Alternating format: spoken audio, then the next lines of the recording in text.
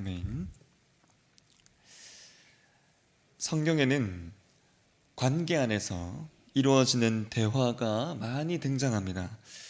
하나님께서 사람을 만드시기 전에 삼위 하나님 그 안에서 이루어진 대화의 모습을 창세기 1장 26절에 이렇게 말씀하고 있습니다.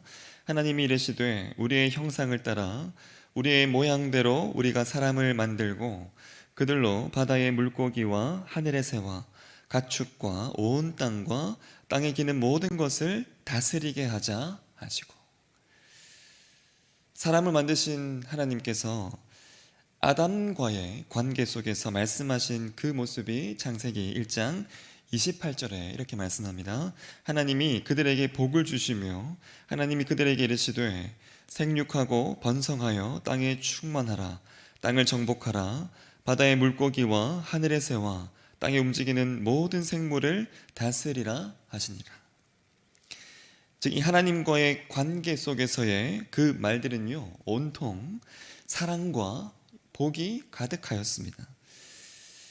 아담에게 허락하신 하와를 아담이 대할 때 아담의 말도 하나님의 이러한 모습 같았는데요, 창세기 2장 23절에 아담이 이르되 이는 내 뼈 중에 뼈요 살 중에 살이라, 이것을 남자에게서 취하였은즉 여자라 부르리라 하니라.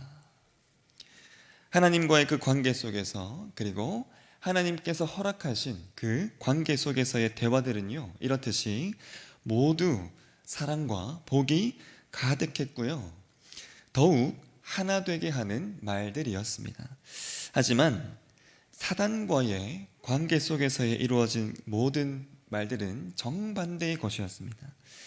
사랑과 복이 아닌 거짓과 죄가 가득했는데요, 선악과를 두고 하와와의 그 대화에서의 이 사단은요, 하나님과의 그 대화를, 그 대화의 내용들을 거짓들로 부정해버립니다.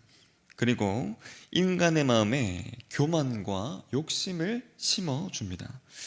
이러한 사단의 그 말들은 관계를 하나 되게 하기보다는 관계를 다 끊어버리는 말들이었죠. 이 말의 결과로 죄악 가운데 있게 된 아담이 하나님께 하는 말을 보면 그의 말이 이전과 완전히 바뀌어버리게 된 것을 볼 수 있는데요, 창세기 3장 12절 보시면 이렇게 말씀합니다.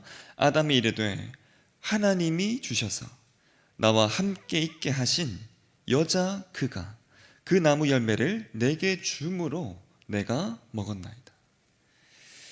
핑계와 부인으로 가득합니다. 하와를 향해 했던 그 사랑과 축복의 모습 또한 온데간데 없어져 버려 있습니다.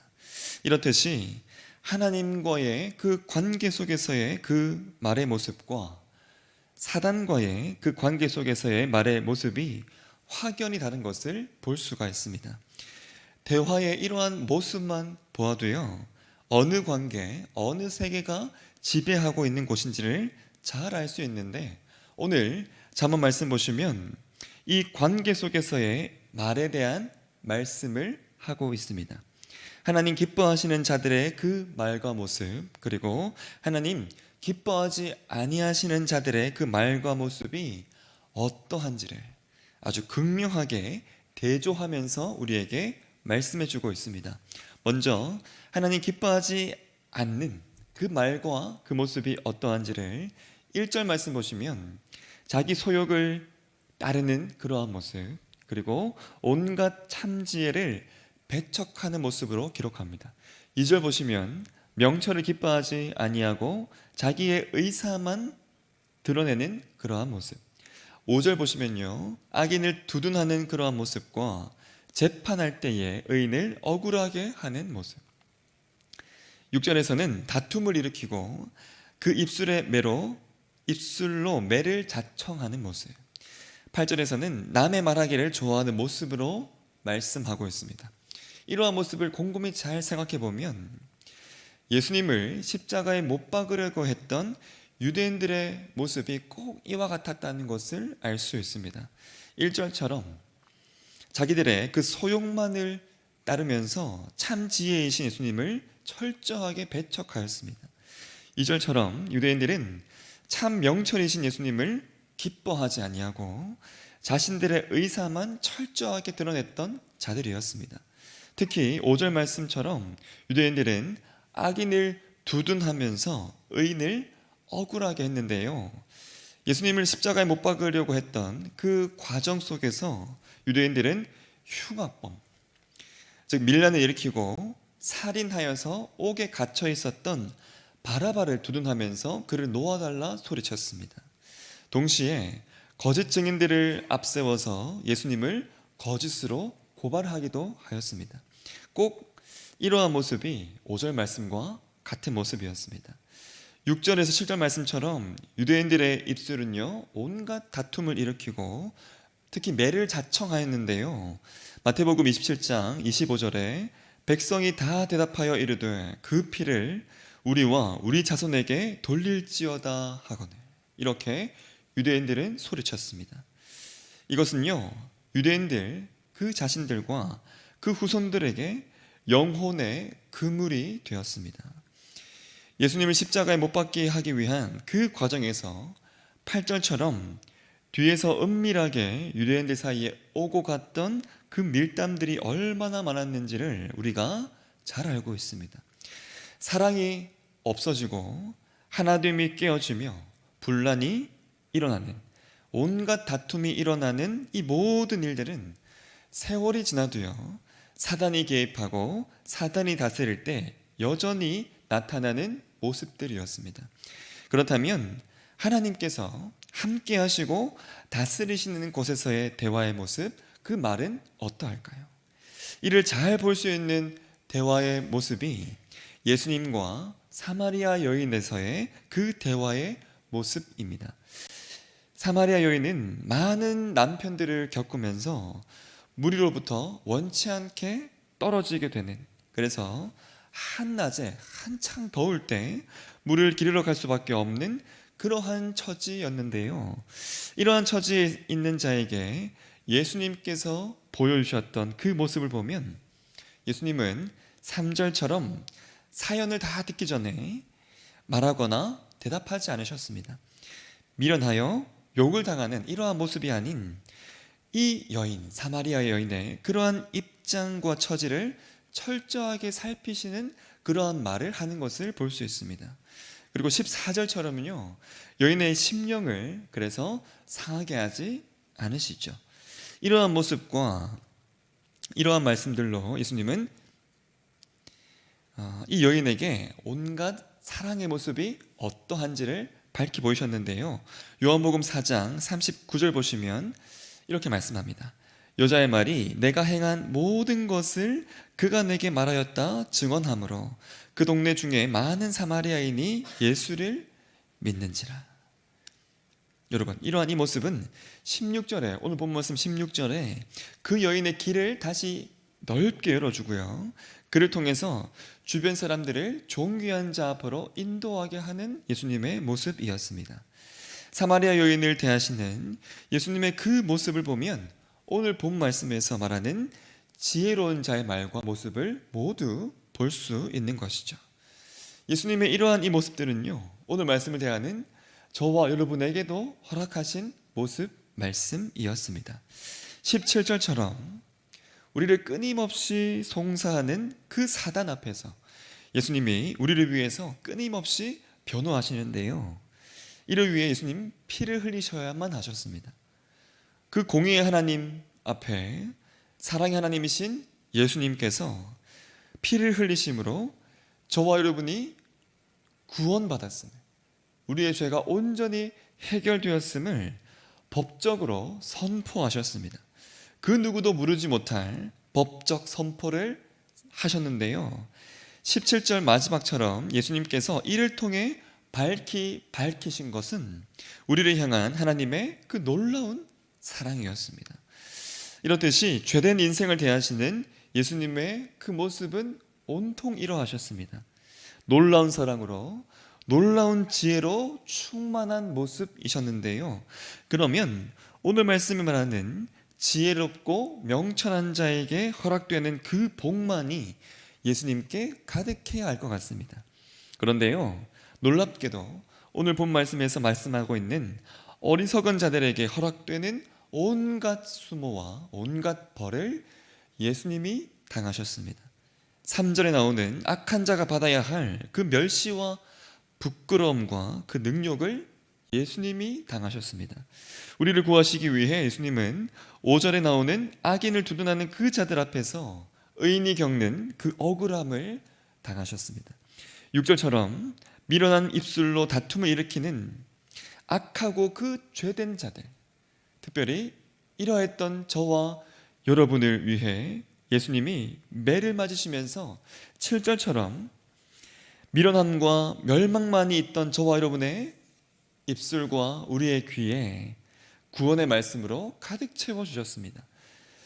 이 모든 과정 속에서 보이신 예수님의 그 모습은요, 9절에 나오는 자기의 일을 게을리하면서 패가하는 그러한 저와는 달리 오히려 그 누구보다도 강한 열심의 모습이셨습니다.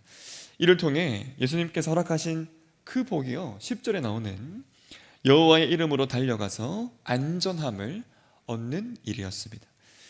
예수님의 이 모든 모습은 12절처럼 겸손의 모습이기도 하셨죠. 십자가를 지시는 예수님의 그 모습, 십자가를 지시는 그 과정에서조차도요, 오늘 말씀이 말하는 지혜로운 자의 그 모든 모습이 예수님의 모습이셨던 것이죠. 그 누가요, 악인과 죄인, 악하고 부끄러운 자들을 위해 이 모든 수모를 자처하겠습니까?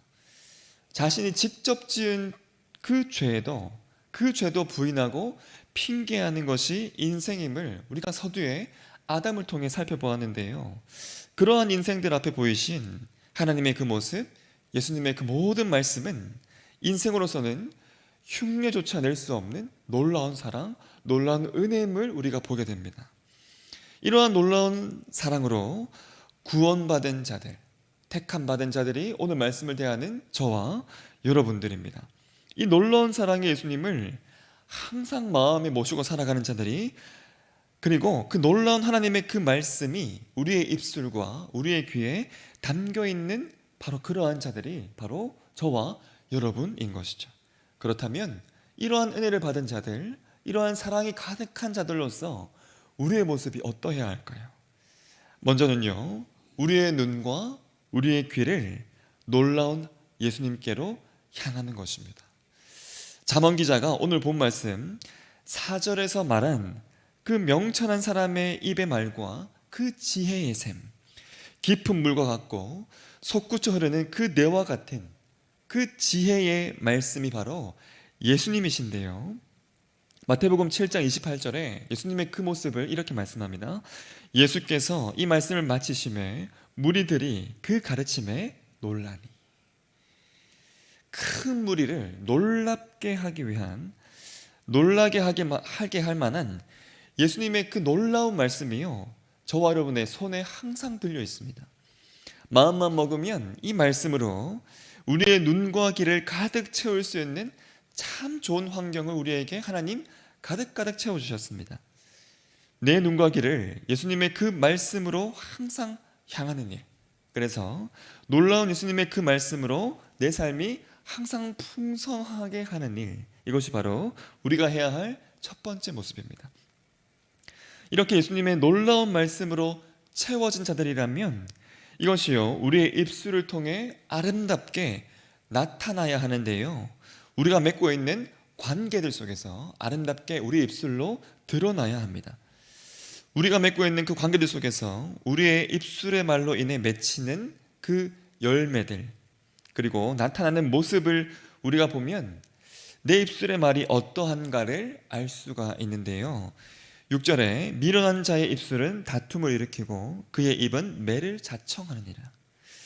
내 마음이 무엇으로 가득한지도 참 중요하지만 그만큼 중요한 것이 어떠한 말로 이것이 드러나는가입니다.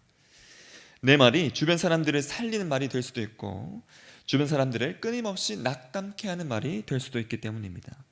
내 입술의 말에 예수님의 말씀이 있게 하고요, 내 입술의 말을 통해 주변 사람들의 귀에 예수님의 그 사랑이 가득하게 하는 것, 그래서 그들의 그 귀에 담겨진 그 말을 통해서 그 삶 가운데도 놀라운 역사가 있도록 하는 일, 이것이 바로 우리가 해야 할 두 번째입니다.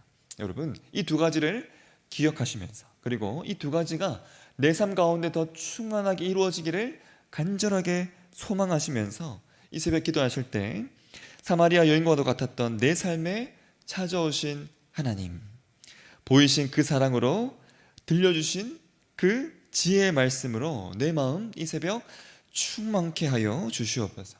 그리하여 예수님의 그 사랑과 지혜를 내 주변 사람들의 귀에 가득가득 채워주는 정말 귀하고 복된 삶을 살아가는 나의 삶 되게 하여 주시옵소서. 그리하여 이 가을 정말 풍성한 열매들로 하나님을 더 기쁘시게 하는 나의 삶, 나의 가정, 우리 서울시민교회 될 수 있도록 해달라고 간절하게 구하는 이 새벽 되기를 간절히 소망합니다. 함께 주기도문 하겠습니다. 하늘에 계신 우리 아버지, 아버지의 이름을 거룩하게 하시며 아버지의 나라가 오게 하시며 아버지의 뜻이 하늘에서와 같이 땅에서도 이루어지게 하소서. 오늘 우리에게 일용할 양식을 주시고 우리가 우리에게 잘못한 사람을 용서하여 준 것 같이 우리 죄를 용서하여 주시고 우리를 시험에 빠지지 않게 하시고 악에서 구하소서. 나라와 권능과 영광이 영원히 아버지의 것입니다. 아멘.